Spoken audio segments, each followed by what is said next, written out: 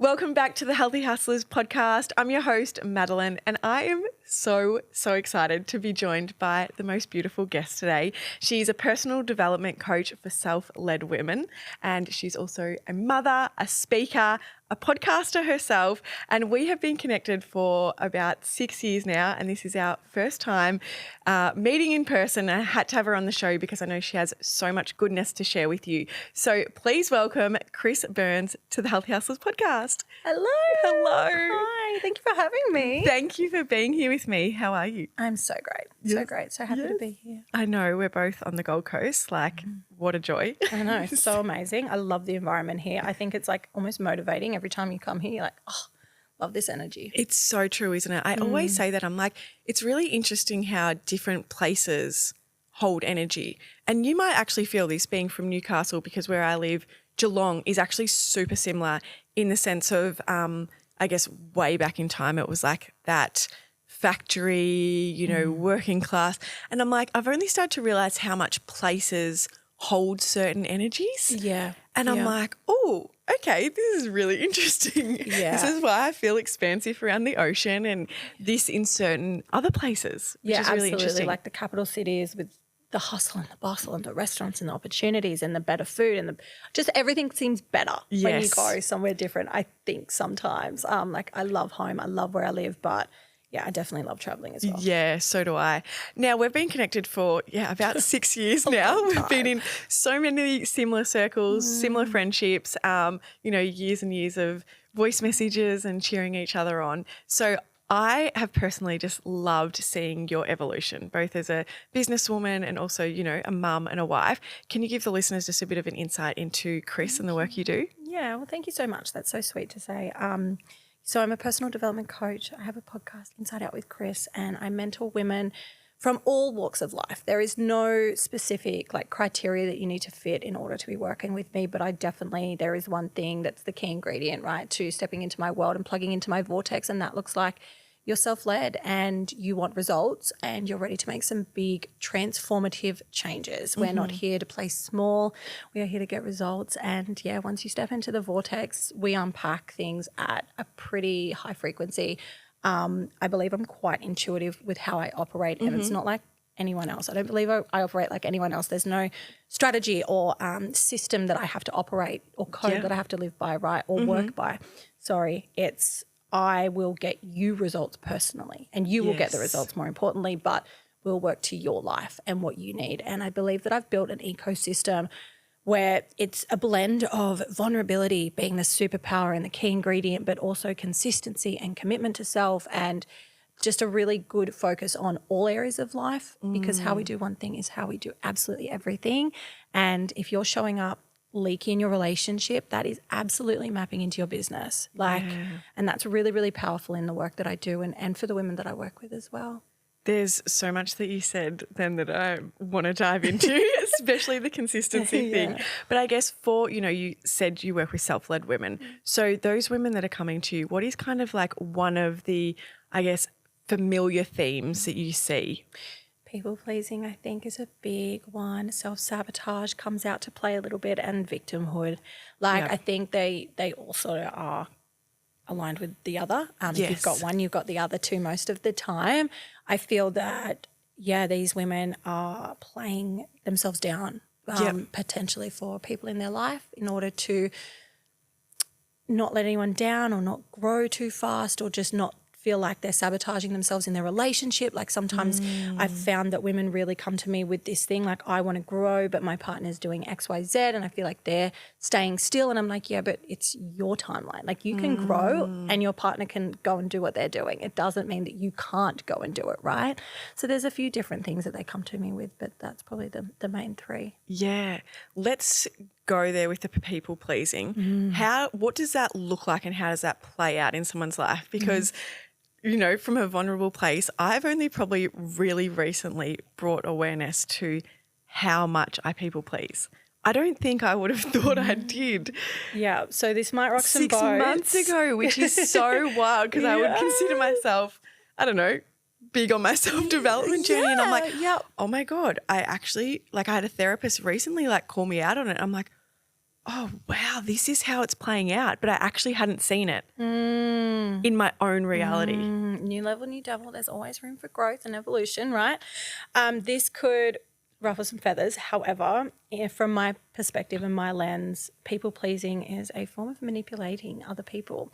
And when we hear that, we're like, oh, what do you mean? I don't want to manipulate anyone. Like, that's such a bad label. That's a bad word. It feels icky, right, when I say that. But let's look at that through the lens of we want to control the narrative of how people see us. So we will people please and overcompensate so that they can serve our concept of self to a way that suits us, right? So our ego, meaning our concept of self, wants to be seen in a particular light. So as the good girl, as the person that accomplishes things, as the person that can do everything for everyone and make everyone happy, as the good mum, good wife, all the things, right? So we'll overcompensate by people pleasing in order not to get anything wrong, because we want to be seen in a particular way, and that's our ego. Wow. Okay. I feel like you just like fully saw me there. Yes. And when I learned this, like what I do with my clients is I make the unconscious conscious. I was going to say, how do you actually work? How do you work through this? Yeah. So once you know that, you can't unknow that, right? Yes. You can't unhear that. And this is through my lens of the work that I do. And that statement may not be true for everyone. Yeah. However, I believe that once you know, like, oh, I'm trying to control a narrative of how people see me because I'm actually holding a fear or a limiting belief of being seen for who I actually am, right? So I can say that I am selfish, and someone might hear that and go, oh, that's bad. But it's not. It means I'm audacious. It means I deserve to have the things that I want because I believe I'm worthy. Yeah. There was once upon a time where selfishness was such a naughty word to me. Yes. I stopped fighting for the things that I wanted because I had a belief that I didn't deserve it. Yeah, okay. Right? So that's the worthiness piece when that comes out to play. Yeah. And then what does having, I guess, a strong self-worth look like for you? Well, for me personally, it's being decisive. Yeah. It's when that self-doubt piece comes out to play with a decision, or it might be in business, might be in a relationship, might be with kids, whatever. That self-doubt will still come up. It still flares up, right? But you're just like, no, you just swat it away kind of thing. Yes. And it feels like being really intentional with who I am, with what I want, believing myself and seeing my worth in all areas of my life. It's that self-trust piece as well, I think. I think the self-trust is a really big one, isn't it, in the journey? It's almost like we need to be taking the small actions daily to build that self-trust. Yeah. And I feel like it's such a barrier for a lot of people to actually step in to what they're desiring because they haven't had the self-trust piece first. Absolutely. Yeah. Absolutely. What would be your advice to someone to start building self-trust in a simple way so that then they can start moving towards the desires? Yeah. Yeah. So micro habits support macro goals. So if the goal is self-trust, we need to look at that as being the macro. So where in your life can you support that with your micro habits? So where are you currently not trusting yourself? Let's look at through that lens. Like, where is that? Is that in your relationship with making decisions around the household, with parenting choices? Is it in business with making a decision then sticking to it? Usually it comes a lot down to your decisions and your choices, right? Yep. So if we look at that, then it's like, okay, great. So I know what it is in terms of the micro habit. So you've got clarity. Clarity is the start. We need clarity around the micro habit. Yep.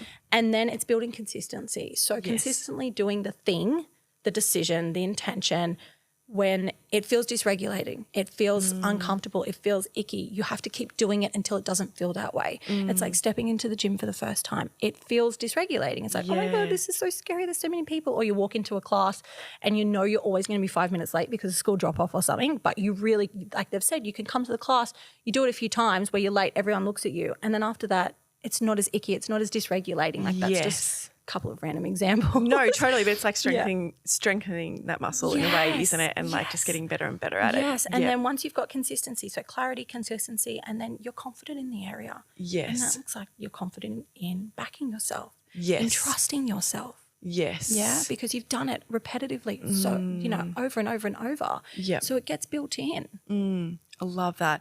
And so from it, when you've got that big goal, and then how would you actually like identify the habits, the micro habits? It's very different for each person, right? Yeah, in their experience, right? In their journey and where they're at. Like, for you, it could be in parenting. Let's say that you were saying to me, I just question everything that I do and I never feel like I'm getting it right. Well, then I'd look at the decisions that you're making in parenting. Like, do you stand in an aisle looking at food labels for 20 minutes? Like, I want you to just pick the label that you know and trust, or you see it and you go, that looks good. Don't question it, grab it, put it in the cart, move along. Like, it could be different for everyone in terms of those little micro moments, but how we do one thing is how we do everything. So once you started getting those decisions and they were intentional and they were just taking action with every single one in that area of parenthood, it will map into your business. It might map into your relationship.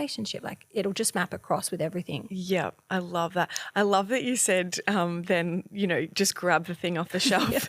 I went through years when I started my health journey of it would take me 4 hours to do a shop because I would read every single That is so label. interesting that I said that. When you said that, I was like, oh my God, you're seeing me way too differently.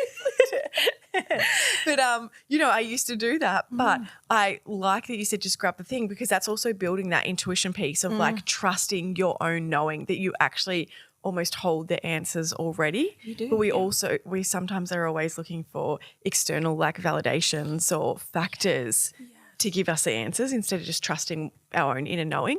One of the biggest lessons that dropped in for me over the last couple of years was that I don't know is never true. So when you say, oh, I don't know, you actually already do know. Yeah. Trust yourself enough to decide. Yep. 3, 2, 1, what's your answer? Yes. If that, flip the coin, you know the answer, right? That old saying.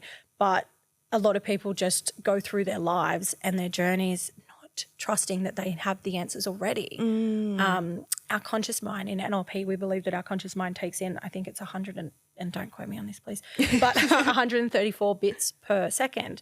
Unconsciously, that looks like 2 billion bits per second. Yes. So you don't know what you already know, right? Crazy. Let's talk about the subconscious mind versus a conscious mind, because I know that's a huge amount of your work. And I think, from a self-development point of view, and I know so many of the listeners are passionate about mindset, and I feel like this is such a big piece of the pie and the inner work, isn't it?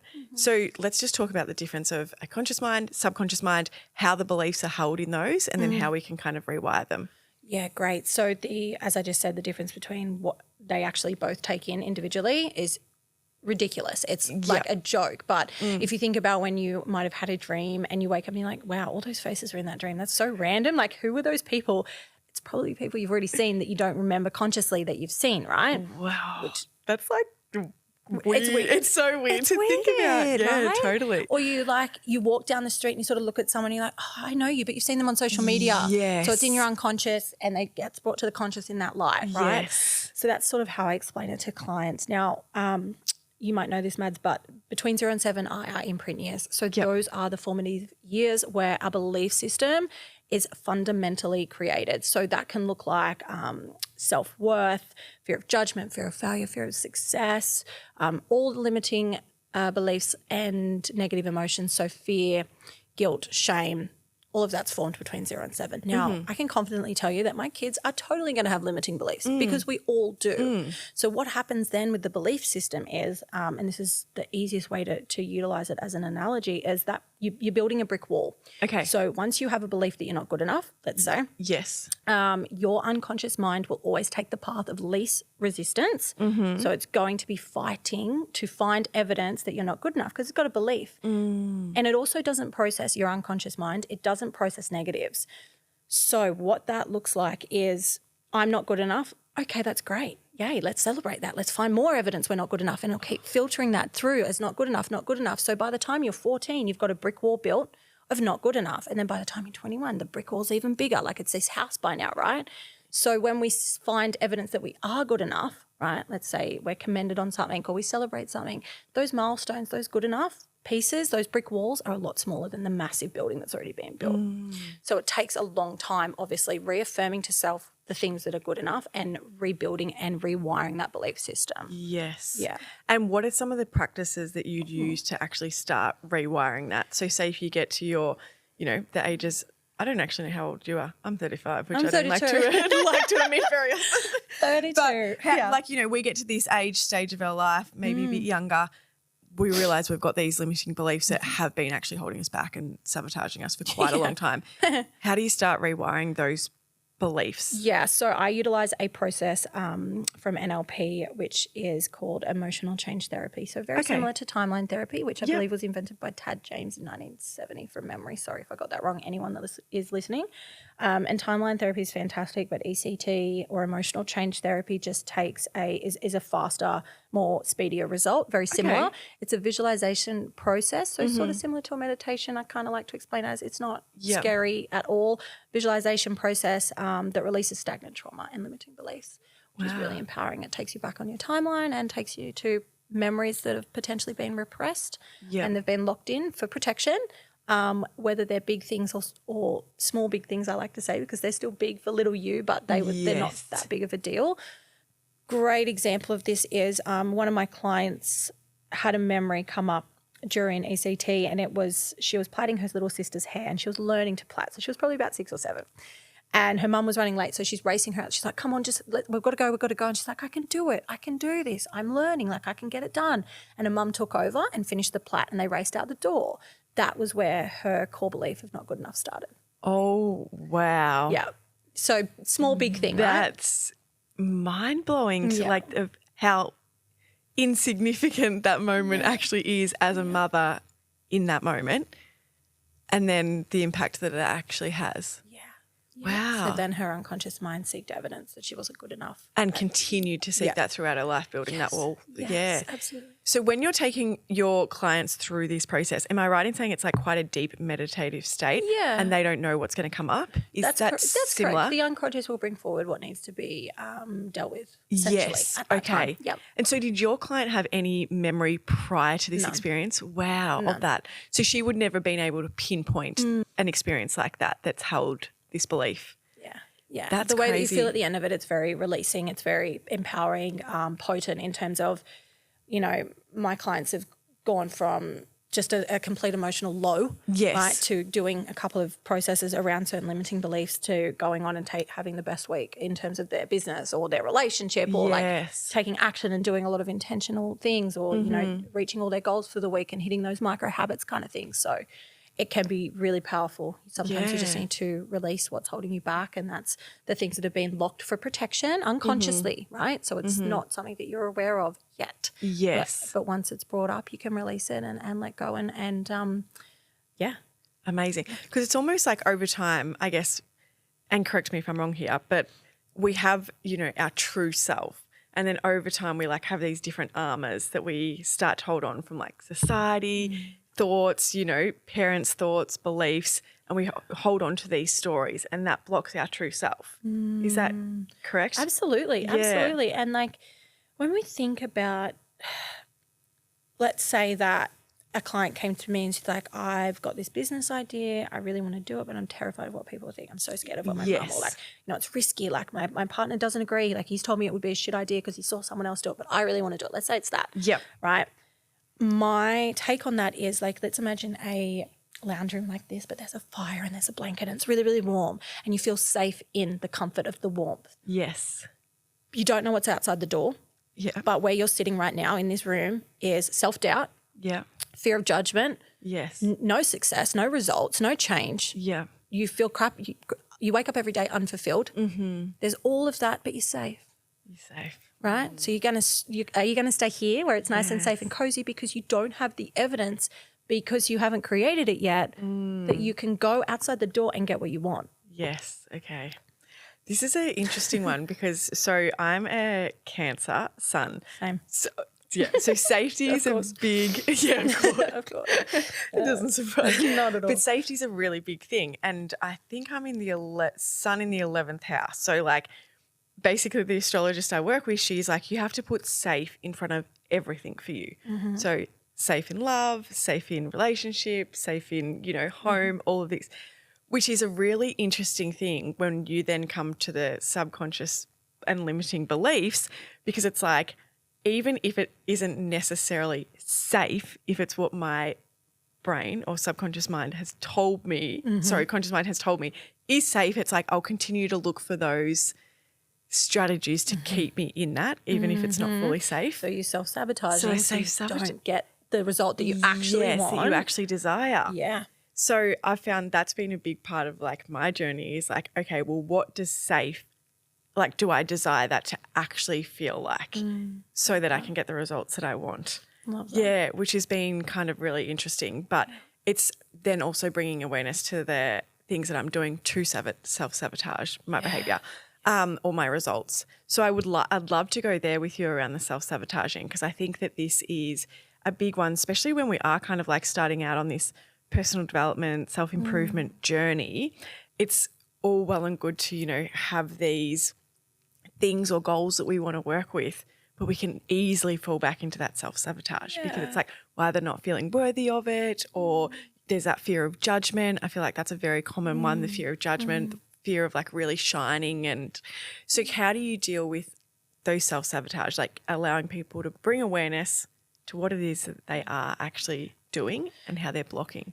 Yeah, I think that for me, it's stripping things back a little bit to the basics and fundamentals. Like when you look at your health, why aren't you meeting your goals? It's because you sabotage yourself. Let's say that, you know, Monday to Friday for a lot of women and mums, and I know that, you know, alcohol sort of culture in Australia this is so totally normalized. And for me, this was my experience as well. It was normalized for me to grab a bottle of wine on a Friday because, you know, put it out the window, don't worry about it then. But then I also was able to sit in the lack of responsibility. So I wasn't choosing the wine not to sabotage my health goals. It was more so I didn't have to do the washing. The kids could have nuggets and I wouldn't feel bad about it. I could take the responsibility hat off. So that was my way of self-sabotaging, right? But it also then mapped into all my other areas, which would look like my health. So I wasn't never meeting my goals on this hamster wheel of life, right? I think for a lot of women and mums, that's what they experience. They never hit the target because they find a way to either fall off the wagon, whether that looks like, you know, running the household a particular way or having a really healthy connected relationship. Like you might stop communicating with vulnerability and might start going tit for tat conversations and like being really passive aggressive and not honoring yourself. Like when you dishonor you, that's going to map into how your relationships measured, right? Yeah. So, you know, let's say you don't have that self-care day that you had for 3 Fridays of the month and you're meant to do it the next week, and then your husband's not home when he said that he'd be home from work, and you've been at home all day with the kids. You've got vomit. You've been changing nappies. You're over it. He walks in the door and you just throw a little tantrum. Yes. And that sets the whole weekend, the tone of the weekend with your partner. Well, because you didn't take time for yourself, because you didn't ask for it. So I think self-sabotage plays out in a lot of different ways, but when we really strip it back to the most common areas of life for women and especially for mums, have a look through the lens of where aren't you meeting your standard of self and how can you change that and get really honest with yourself. Yeah. I think a lot of women want, and this comes back to the ego as well, want to think that they're doing all the things healthy or wellness or supportive of the family, right? But you're not supporting your family if you're not taking care of yourself. Yeah. Like, be honest. Definitely. Yeah. It's a big struggle, I reckon, for women. And I felt it for years when I first became a mum, because I feel like, you know, my mum did an incredible job, but she didn't have a lot of support. She was a breadwinner and, you know, a mum with no support. So self-care was like never, ever modeled to me. Like it just didn't exist in my mum's life. And so when I became a mum, I held so much guilt around self-care. And I'd been so good at self-care for so many years because I only had me to worry about. And then becoming a mum, it was like I was constantly looking for that permission slip to go. And I remember having a discussion with my husband, and like then that turned into resentment as well, because I was like, why are you free to go and do this and just tell me, oh, I'm going for a surf, but like I never get this space. He's like, well, just tell me you're going. Like I don't need to give you a permission slip, Maddie. And I'm like, but I'm kind of waiting for that. Like, and I was, and it ended up being this really honest conversation where he's like, I don't need to tell you what to do. If you want to go to a Pilates class, you go to a Pilates class. And now I obviously take responsibility for doing that because I know I can't give from an empty cup. And I'm like, if I want to show up in this capacity as, you know, doing my business, looking after my kids, being a half-decent wife, like I have to give to me first. But I get a lot of messages whenever I post about being in a Pilates class or, you know, doing anything like that. I'm guaranteed an influx of messages from mums being like, how do you find the time? how did you work this out with your husband? And I'm like, I feel so much for them because I'm like, I have totally been there and it's been a full journey. Oh, yeah. But wow. it is, I think it's exactly what you said, that we're looking for that permission slip. And I think for me, it came back to looking at what have I been modeled and what do I need to change? Yes. What was it for you to kind of really shift? Yeah, well, nothing changes if nothing changes. Yeah. And having resentment in my marriage is not healthy at No. all. That Yeah. had to go. Yeah. I remember feeling resentment over my husband getting to drive to work without anyone talking to him. Oh, and I've I was totally just been like, there you too. get 10 minutes every morning. He's like, what are you talking about? And I'm like, well, it's like, because my kids fight, they scream, they fight. If there's 4 of them, there's too many kids. It's, I'm outnumbered kind of thing. Yes, yes. And they constantly bicker and argue, and you got to, who's in the front, who's what music. And I was so envious of just that little car trip. Totally. But that was a me problem. That was a me wound. That's me to go and work on. And I think for anyone listening who, has messaged you about the mum guilt and like trying to communicate with their husband, like start by getting honest with yourself. Yes. Is this something that you actually want? Create the time. We all have time. You are lying to yourself when you say that you don't. You have 15 minutes. Does it have to look like going to a Pilates studio in the city? Does it have to be perfect? No. Let's strip that back. What can you do? Yes, I love that. What can you do? Yeah, exactly. Yeah, it's like Knowing 15 minutes. Every season too, like especially as mums and if you're working as well, like every season is a little bit different because it's like different stages of motherhood, different ages. So it's like being able to be flexible with that and like what can I do in this moment or this season and building from there. Yeah, All so about I love that you pointed that out. Like there was a time in my postpartum journey where I couldn't go to the gym at 5 a.m. every day like I do now. So for mums in that, I see you. Like I totally get it. And in my first pregnancy and postpartum experience, I wore the hat of I had to get back to the gym. I had to do all the things and I burnt myself out and I stopped enjoying the gym and I stopped enjoying my health and I stopped loving myself in that process. And that's probably a whole nother podcast episode. Yeah. However, my second experience was 2020, so COVID vibes, right? Yes. Where I didn't have the option and also there's no way I could have had a toddler and a newborn. It just was not possible. But I was restricted and I had so much self-loathing over it and so much self-hate over not being able to achieve what I saw online, what all these other mums and women were able to do and get this postpartum body back and all the things. I was in comparisonitis. It was horrible. But then I went into, okay, what can I do? Let's find a win-win. Let's stop looking at what I can't do. Let's stop looking at what isn't possible and where can I redefine what's going to work for me in a family that is blended, that has 4 kids, that has a husband that goes to work and, he does his thing most days and I was at home with the kids. What can it look like today? And some days that was 15 minutes. Some days that was 45. Some days that was 2 minutes of burpees in the kitchen while the kids were eating breakfast. It was never the same. But once I started doing that and I also removed, the energy around it had to be right. There was a perfection label. Yeah, it doesn't have to be right. It just is what's best for me. Because that's almost self-sabotage in itself, isn't it? When you're using that perfectionism where it has to look like a certain way, it's just really you sabotaging your own, potential 100%. In some capacity. Yeah. 100%. There was a time where I wouldn't do a podcast without getting my hair and makeup done because other people do it so much better. And I was like, it just has to be perfect. That's so interesting. Yeah.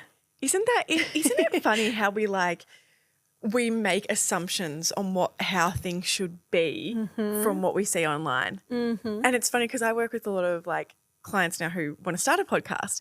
And I think with the space being out so much more elevated too, it's become this block for people. And I'm like, guys, for 4 years of building this, I was in a laundry surrounded by dirty clothes with my Ugg boots on, just in a kid's nap, getting it done. Yeah, done is done. Done is done. And I fully had, and I still do, done is better than perfect for me.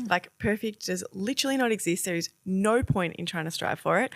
And I really believe that that's actually how I was able to build what I did. But I also didn't really have anyone at that stage to compare to because not many people were doing a podcast. So it's interesting though that then you had that experience coming into space thinking that it needed to look certain ways. Yes, and again, manipulating to control the narrative of how people perceived me. Yes. It was important that I take value in presenting myself in a certain way, right? Like we all do. That's just humans. Yes. Humans doing the humaning. Yes. I'm not going to show up here in my pajamas or trackies, right? Totally.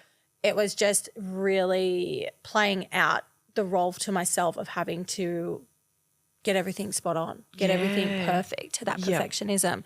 And it was self-sabotaging because then I couldn't do it and then it was there was cost a lot of money and it was just all too hard. So then I just wouldn't do it.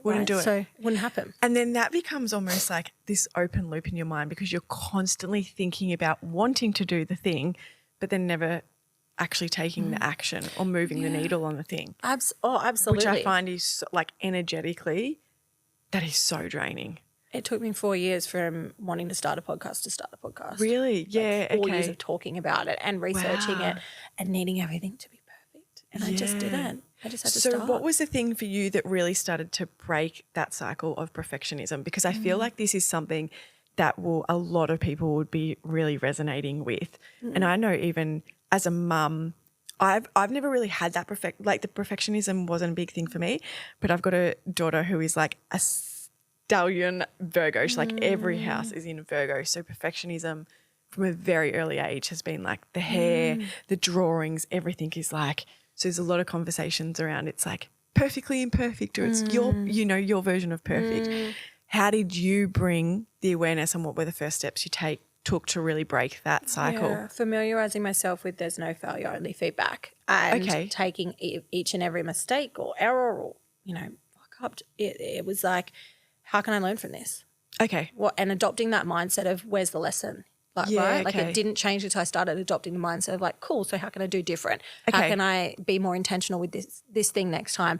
My son's quite similar, Jesse. I think they're the same age, five and a half. Yeah, they are. They're really, yeah. I think Jesse's a fraction older. Yeah, G's just turned 5. Okay, got it.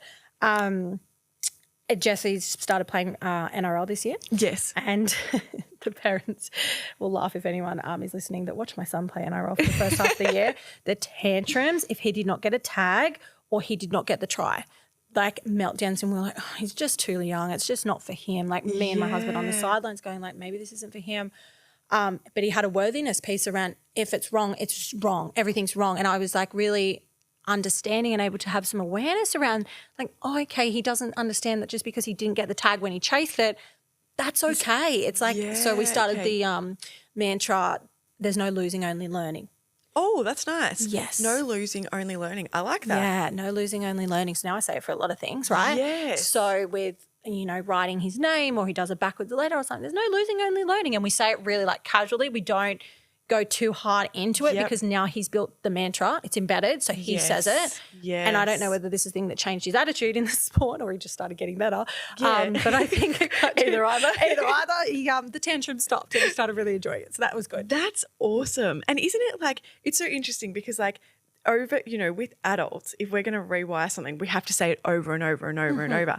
And it's the same with kids. If we're going to imprint it in them, it's like, that repetition is like the most powerful thing to 100%. like make it become your truth almost. You never brushed your teeth until someone told you to do it every day, twice a day, and you had to and do it. Have you done your teeth? Have you done your teeth? Like we just didn't decide one day as a 7-year-old to go, oh, I'm going to start brushing my teeth. Like it's all learnt behaviour, isn't it? Yeah. Like I force my kids to have bloody breakfast before they leave the house because you've got to eat. That's just what my mum told me. You have to eat before you leave the house. Yeah. That's just the rule. So they say it to each other. Yes. I remember I have a close friend who she grew up in, I guess, quite a dysfunctional family and she spent a lot over the years. She spent a lot of time with my family.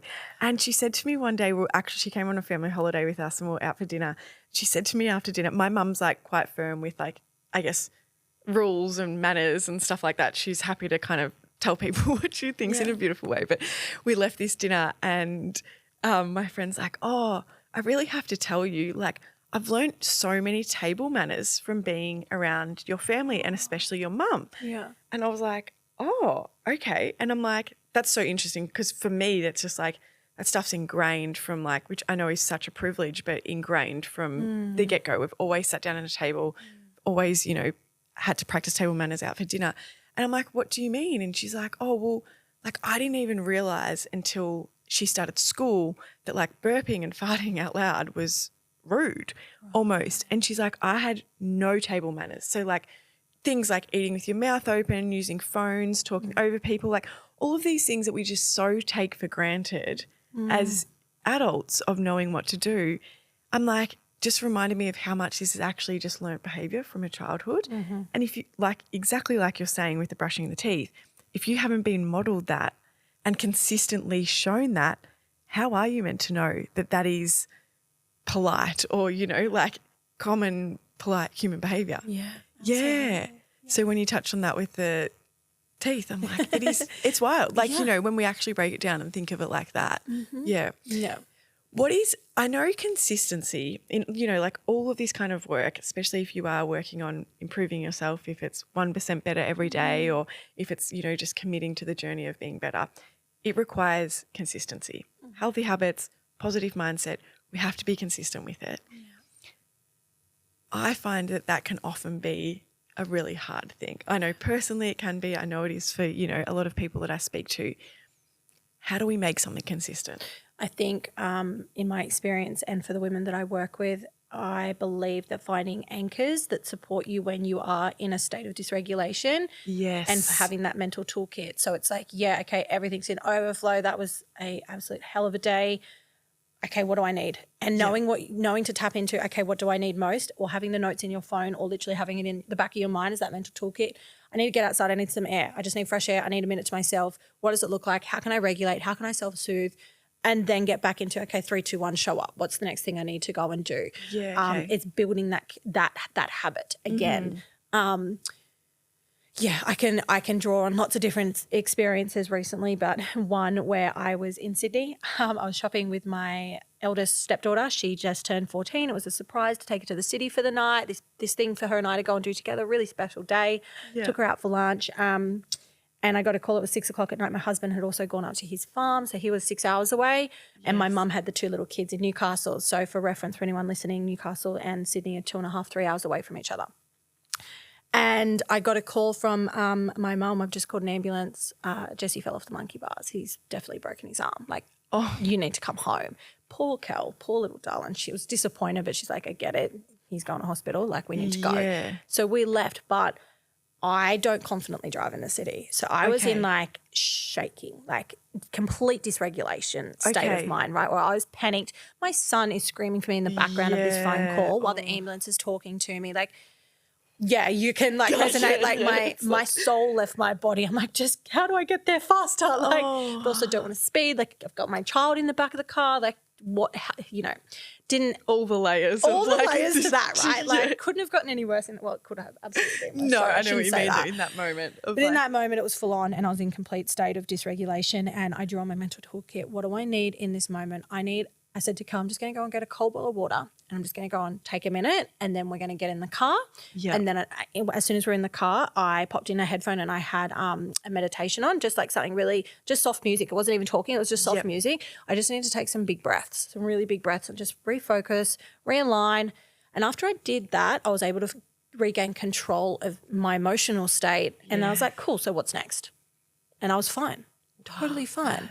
But I could have sat in that for the entire car ride. Yes. Absolutely. But like, we got out, we stopped, we went to the bathroom, we got something to eat on the way back, had a good powwow with my daughter just to, you know, because she was so disappointed, obviously. Yeah, totally. But I was able to put my hat back on of me and where I need to be and be more intentional. So that's just one example that came up.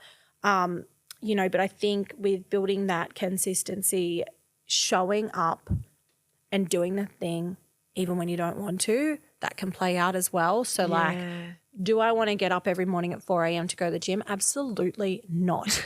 When I don't do it for a few days, is it hard? For sure. But my mantra is, I'm not going to regret it. How I show up today is how I feel next week, right? So what I eat today is how that shows up in my body next week. Yes. So how I show up today is exactly how I choose to feel it, because this is all choice, no victimhood here. Yes. All radical responsibility, right? And being really honest with myself. Like, and I think for listeners, like, be honest with what you want. If you're not being honest, you're not going to get the result that you want. Yes, I love that. I love so much that you called it your mental toolkit, because I feel like, you know, I've often called it like a virtual toolkit, but it's like, what are those things that you have in your back pocket that you can call on in all of those moments? Yeah. And it's like, getting firstly used to using them and figuring out what works best for you. Totally. But it's so nice when you are consistent with it and have so much awareness for it, how quickly you can start to turn to it. Like you said, in your experience, you of course you're human, like you still have that moment of like overwhelm, panic. I'm a mum, like this isn't how I'd planned today to go. You've lost some sense of control. But it's like being able to turn to that really quickly to re-regulate. And I feel like it is just such a powerful, takeaway for everyone listening is like, what is your mental toolkit? What's your virtual toolkit? And I really like to look for mine as in a way too of like, if I'm by myself, if I have time and I'm by myself, there's certain things I can do. If I'm at home with both the kids and I can't leave the house, and there's like certain things in that toolkit to like regulate that I go to. And it's like, even in the car, if the kids are like killing me or just like dysregulated, it's like I put on frequency music. Or sometimes it's Taylor Swift, because even my little son now, he's like, Tay Swift, Tay Swift. Stop it. But it is just those little, like you said, those anchors or those things that you can pull on that just change the whole frequency of what you're experiencing. Yeah. And it's like, one, it's free to do all of that. But like the better that we can get at doing that, just the more powerful. Like, and I feel like those little things too, they build self-trust as well, don't they? Because it's like, I'm actually implementing this work. Like you're listening to the podcast or reading the book and you're actually implementing those strategies, and that's building the self-trust and then in turn the self-worth. Yeah, and I think we've overcomplicated these things over the last probably like decade of, the wellness industry and everything coming, the overwhelming to-do list of like, okay, I've got to do my breath work, my meditation, my this, my that, and then I've ticked everything off the list and then I'm successful or then I'm healthy or then I'm a wellness girl. Like, you can simplify these things. Bring it back to the basics. Stop overcomplicating these things. Yeah. Your mental toolkit can just be the only thing that you will always have control over. It's the one thing we have control over from the day we're born to the day we die, and that is your breath. Yeah. Like, it is so simple. Yes. But people often forget, like, if you're not breathing how you need to be breathing, if you're not slowing down with your nervous system and like regaining that control of breath, you're going to sit in anxiety. You're going to have symptoms of anxiety. Yep. But come back to your breath. That's so simple. But I feel like people stopped focusing on how simple breath work can be, and now it has to be a YouTube video or you have to do it at a class. Yes, it's like definitely. You can just do it for 60 seconds and feel really good. It's like the one thing that we have access to in every single moment, isn't it? If you're in a shopping centre, in traffic, here on a podcast. I know I even said to you before we started, like I've got a lot better at grounding myself in the moment of a podcast from an energetic, but that's literally just like paying attention to my breath and like re-grounding back in. And I'm like, it is literally available to us. I taught my daughter recently like the up down. I don't know if you've done that with the fingers. So teaching her, I know not everyone, like some people are listening, some people are watching, but it's just like running your hand, one finger, along your other hand. So up your thumb, down your thumb, up your finger, the whole way through your hand. But it's beautiful for kids. But even if you were just starting breath work as an adult for the first time, it's such a nice way to just bring awareness to your breath. So like breathe in, get to the top of your thumb, breathe out, so on through your whole finger, through your whole hand. So I knew what you meant. People listening are going, hang on, what is she saying? Yeah. But if you're watching us on video, you'll be able to see it. But that's such a beautiful thing. And I'm like, what a cool tool to like teach a kid in every moment, because it's like nervous in school, nervous before a speak, nervous before a podcast, like whatever it is, like we've all got access to our breath. Absolutely. And harnessing that. Yeah, sorry. I think Nicola Lay, who we've both worked with, taught me at a red light. Yes. And that's my anchor to take a really big deep breath in, hold for 4, breath out, and I repeat that until I get a green. That is just embedded to my soul. I do it at every red light. So every time you get to a red light, you do the breathing. Yes. Oh, yeah, because I was really, really short on time for a long time and in the car a lot. Yeah. So, afternoon sports and multiple children doing lots of things, and that was a way that her and I identified a micro habit to support the macro goal of doing breathwork every day. The goal was to do a breathwork because it regulated me and it gave me so much support. Yes. I was really overwhelmed with time. So how do we create it? We found a way to make it work. A micro habit. I love that. That's awesome. And how cool, because we're at traffic lights, well, most of us, every single day. Most mums especially are as a taxi driving. mum. Yeah, totally. Yeah. Oh, I love that. Kris, I feel like there is so much we can dive into, but is there anything you wanted to share, like before we wrap up today's episode, that you feel would help listeners? Oh, gosh. I feel like if anyone is listening, especially for the mum sitting in any mum guilt around wanting something and not feeling like you can achieve it because of motherhood, like your kids can be a part of your superpower. You need to meet yourself with some honesty and some vulnerability. Start there and like lean into the things that you want to go and do and start showing up in a different way. Like you can have everything you want. You deserve to have everything you want, but you need to be a part of the journey to creating it, and you're not going to get what you want by simply not doing anything. Love that.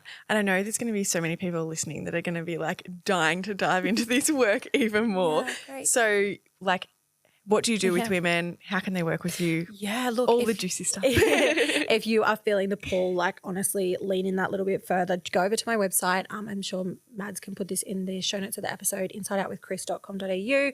Book a call. Let's jump on a call. Let's see where you're at, see where you want to go. Where the magic is going to happen is if this is an aligned sort of relationship where we can move forward. So we need to discover that first. And I would love to, learn where it is you want to transform, because the results happen once you start the inner work, and nothing changes if nothing changes. So start there. Yeah, love that. And what are some of the kind of like, I guess, the proudest moments that you've seen with clients from like when they come to you and then that kind of end result? Oh my goodness. If you go on my website, my testimonials are all authentic, current and past clients. Yeah. So go and watch those. I cry every time I watch it because they are so true. And I've just seen these women evolve from, being medicated for anxiety or depression to being these transformative human beings who have evolved so much in their life. They've either had babies or they've found their aligned relationships, or they've moved across the country, or they've started, 6-figure businesses, or whatever it is. It's just incredible. But those are some of the experiences. I suppose there's not one I can share because there's so many. And I'm so proud of the work that they've done. One actually messaged me only yesterday, who I haven't worked with one-on-one in quite some time. And she just said that she'd got another accountant who has gone and done her tax for something that I encouraged her to do, and we broke free of like her limiting beliefs and self-sabotage patterns and victimhood and things like that. And she went and started a business, and one of her big goals was to hit 6 figures. And she just has continued to have the mindset of like, I don't know when that'll happen. Yeah. And she messaged me and she's like, I got a new accountant, and it turns out I just was under 6 figures in that first year of business. And I was like, goodness, this is it. Like, you're amazing. And she's like, far out. I finally feel how I deserve to feel. Like, I feel like I've been working so hard, but I didn't know because my other accountant had said that it wasn't, making money. That's and she's amazing. Like, far out, I did make money. Like, I did do something awesome. So super proud of her. I'm sure that she will listen to this episode. So proud of her. But women just continue to step up in all areas. And I've seen relationships go from, and I think I can publicly say this, relationships go from court orders and DV situations to thriving, healthy, connected relationships by simply the woman doing the work and that ripple impact that has occurred to her husband. Wow. And that's not every single experience, obviously. No. But yeah, I've seen some massive, massive changes. And a sex worker leave the industry, something that she was terrified to do. And go and start a successful, thriving business with something that she really wanted. So there's lots of things I could speak to, but yeah. That's insane. And like even just personally, I've, witnessed, I know it's been through online, but we've been connected for so many years. And I've witnessed you even implement all this work and the evolution you've had and, be that true embodiment of what you're doing. And I think that that's such a beautiful part of your journey of when you can actually be so radically honest with yourself and do the work first. And now you have that capacity not only to show up for your kids, but also the other women that need you. So thank you for being here with me. I've loved connecting with you. Me too. And fun. Time for us to go and have some lunch, I think. So great. Thanks for having me, lovely. Thank you so much. And if you want to listen to Kris's podcast, let's give all the details actually on your podcast too. Inside Out with Kris, Kris. That is me everywhere. My website, my podcast, my Instagram, my TikTok, all the things. So amazing. I mainly hang on Instagram. If you want to chat, jump in my DMs. Always open. Would love to talk to you. But yeah, the podcast is there to listen to. Amazing. Just and all things health, wellness mindset on that as relationships, like all the things, all anything you can think of. Love it. Thank you so much for being here. Thank you.